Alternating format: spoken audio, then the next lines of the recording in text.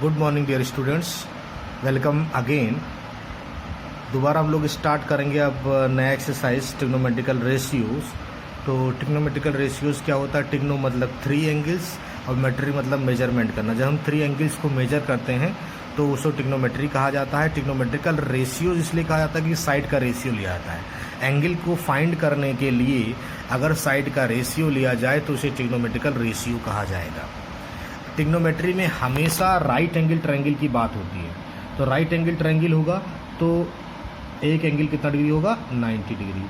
और ये हमेशा याद रखिएगा कि 90 के सामने हमेशा क्या होता है? हाइपोटेनियस होता है। ठीक है, तो अगर वो राइट एंगल ट्रायंगल है तो राइट एंगल में पाइथागोरस थ्योरम लगेगा। और हम जानते हैं कि hypotenuse square is equal to perpendicular square plus base square. ये फार्मूला हम लोग यूज करेंगे पहला, जो हम लोग जानते हैं राइट एंगल ट्रायंगल के लिए, क्योंकि हमें एंगल निकालने के लिए तीनों साइड पता होने चाहिए। तो तीनों साइड पता करने के लिए ये तरीका है। अगर 2 साइड दिए गए हैं तो आप इस तरीके से वैल्यू को निकाल सकते हैं। तो जो 6 ट्रिग्नोमेट्रिकल रेशियो है वो है क्या? डियर द 6 ट्रिग्नोमेट्रिकल रेशियो, पहला जो रेशियो होता है उसे बोलते हैं साइन थीटा। थीटा क्या है? एंगल है। ठीक है, साइन क्या है? रेशियोज निकालने का एक तरीका है। तो पहले यह समझ लीजिए कि आपके पास 3 दोस्त थे, साइन, कॉस और टैन। तो साइन थीटा, थीटा क्या है? उसका एंगल है। जिस एंगल को फाइंड करना होता है उसके सामने हमेशा परपेंडिकुलर होता है। जो बच गया वो बेस, मतलब 90 के सामने हाइपोटेनियस, जो एंगल निकालना है उसके सामने परपेंडिकुलर। तो ये 6 फार्मूले आपको याद करने हैं। पहला फार्मूला साइन थीटा का, sine theta is equal to perpendicular upon hypotenuse, perpendicular की वैल्यू और हाइपोटेनियस की value. Cos theta base upon hypotenuse, base और hypotenuse. Tan theta is equal to perpendicular upon base, perpendicular और base में जो relation होगा, जो रेशियो होगा, ये रेशियोज है ना, रेशियो में लिखा गया है। साइन का रेसिप्रोकल क्या होता है? कोसेक। साइन को उल्टा कर देंगे तो कोसेक बन जाएगा, कोसेक थीटा। तो ये हो जाएगा हाइपोटेनियस अपॉन परपेंडिकुलर।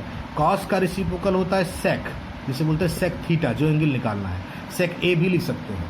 ठीक है, तो sec theta is equal to hypotenuse upon base, इसका रिवर्स हो जाएगा।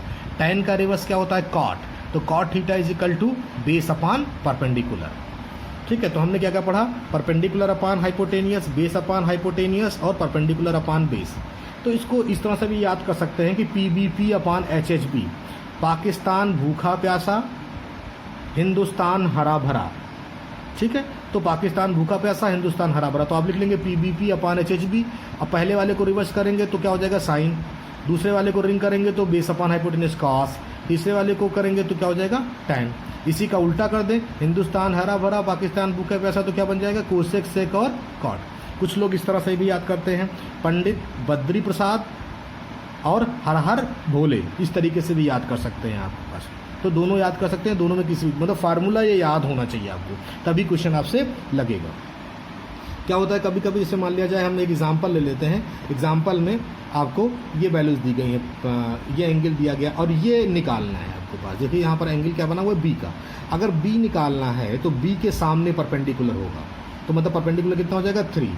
और 90 के सामने हमेशा क्या होता है? हाइपोटेनियस, बचा हुआ बेस। यही इसमें थोड़ा सा टेक्निकल वर्ड है कि जिस एंगल को निकालना है उसके सामने परपेंडिकुलर होगा। दिखेगा आपको परपेंडिकुलर ये, लेकिन जो निकालना है उसके सामने परपेंडिकुलर होगा। अब एंगल निकालना था बी वाला, तो साइन बी, साइन का फार्मूला क्या होता है? Perpendicular upon hypotenuse. तो sine theta is equal to perpendicular hypotenuse. अब साइन बी के लिए परपेंडिकुलर क्या है? 3, हाइपोटेनियस क्या है? 5, तो 3/5 आंसर हो गया। कॉस थीटा का फार्मूला बेस अपॉन हाइपोटेनियस, तो कॉस बी के लिए बेस क्या होगा? ये हो जाएगा, तो 4 अपॉन हाइपोटेनियस क्या है? 5। Tan B is equal to perpendicular upon base, तो 3/4। हमेशा जिसको निकालना है उसके सामने परपेंडिकुलर होगा। ओके, अब देख लेते हैं कि किस टाइप का क्वेश्चन आपके एग्जाम में आता है। कभी कभी क्वेश्चन इस तरह से आता है जिसमें ट्रायंगल बना होगा। जैसे 2 वैल्यूज दी गई है, ट्रायंगल बना हुआ है और ये दिया है 3, ये दिया है 5। ठीक है, और एंगल जो क्यू है वो दिया है 90 degree. Find the all trigonometrical ratios. अगर इसमें ये नहीं दिया हो किस एंगल से निकालना है तो आर से निकालेंगे। किससे निकालेंगे? आर से। तो जिससे निकालेंगे उसके सामने क्या हो जाएगा? परपेंडिकुलर हो जाएगा। और 90 के सामने हमेशा क्या हो जाएगा? हाइपोटेनियस हो जाएगा। तो हाइपोटेनियस दिया गया है और परपेंडिकुलर दिया गया है। तो सबसे पहले क्या फाइंड करेंगे, बेस। हमने बताया था ना, पहले हम पाइथागोरस थ्योरम वाला फार्मूला लेंगे। तो hypotenuse equal to perpendicular square plus base square. Hypotenuse 5 दिया गया है, परपेंडिकुलर 3 दिया गया है, बेस आपको निकालना है। तो हम फार्मूले में वैल्यू रख के बेस को निकाल लेंगे, हम लोग पहले पढ़ चुके हैं।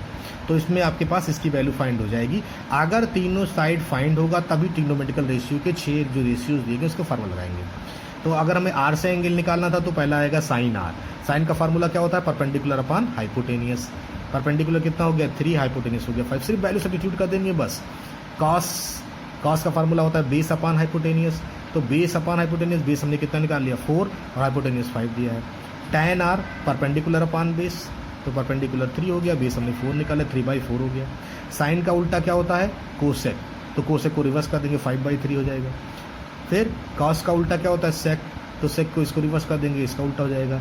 कॉट आर निकालना था तो क्या हो जाएगा, tan का उल्टा हो जाएगा। 6 ट्रिग्नोमेट्रिकल रेशियो में साइन, कॉस, tan, सेक, कोसेक, कॉट, ये 6 ट्रिग्नोमेट्रिकल रेशियोज होते हैं। एक क्वेश्चन इस टाइप का भी दिया कि हो सकता है कि एक ट्रिग्नोमेट्रिकल रेशियो आपको दिया गया हो और कह रहा है कि रिमेनिंग आप निकालिए। जैसे tan थीटा इक्वल टू 6/8 दिया गया है, तो tan थीटा इक्वल टू 6/8, इसको 2 से काट देंगे तो कितना हो जाएगा 3/4। अब tan का फार्मूला क्या होता है, परपेंडिकुलर अपॉन बेस। तो परपेंडिकुलर 3 और बेस क्या दिया हुआ है 4, लेकिन चूंकि ये रेशियो में है तो किसी कांस्टेंट के इक्वल माना जाता है हमेशा। तो परपेंडिकुलर इक्वल टू क्या हो गया 3x और बेस को क्या मानेंगे हम 4s। कांस्टेंट इसलिए मानते हैं कि रेशियो में डायरेक्ट वैल्यू नहीं ली जाती है। तो अब परपेंडिकुलर पता हो गया, बेस पता हो गया, तो हाइपोटेनियस निकाल सकते हैं। फार्मूला लगा दीजिए, perpendicular square plus base square. इससे आपके पास हाइपोटेनियस भी एक्स के टर्म में फाइंड हो जाएगा।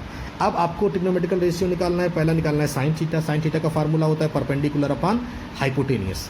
तो परपेंडिकुलर आपको दिया है 3x, हाइपोटेनियस के दिया है 5x, एक्स कैंसिल हो जाएगा, 3/5 रेशियो फाइंड हो जाएगा। कॉस थीटा होता है बेस अपॉन हाइपोटेनियस। बेस आपने निकाल लिया 4x, हाइपोटेनियस कितना है 5x, एक्सेस कट जाएगा तो 4/5 आ जाएगा। tan थीटा ऑलरेडी आपको गिवन है, फाइंड कर लिया है। साइन का रेसिप्रोकल करेंगे तो कोसेक फाइंड हो जाएगा, कॉस का रेसिप्रोकल करेंगे तो सेक फाइंड हो जाएगा, tan का रेसिप्रोकल करेंगे तो कॉट फाइंड हो जाएगा। इस तरह से वैल्यू फाइंड हो सकती है। ओके, समझ में आया। अब क्या करना है, सिर्फ एग्जाम्पल पहले आपको कॉपी में लगाने, सारे एग्जाम्पल, क्योंकि मोस्ट इंपॉर्टेंट चैप्टर है, क्योंकि यही चैप्टर आपको 10th में भी पढ़ना है और आगे 11th 12th में भी इसी टाइप का चैप्टर आपको मिलेगा। तो इसको अच्छी तरीके से आना चाहिए। तो पहले सारे एग्जाम्पल लगाएंगे, फिर हम नेक्स्ट डे आपको क्वेश्चन एक्सप्लेन करेंगे। Okay, thank you.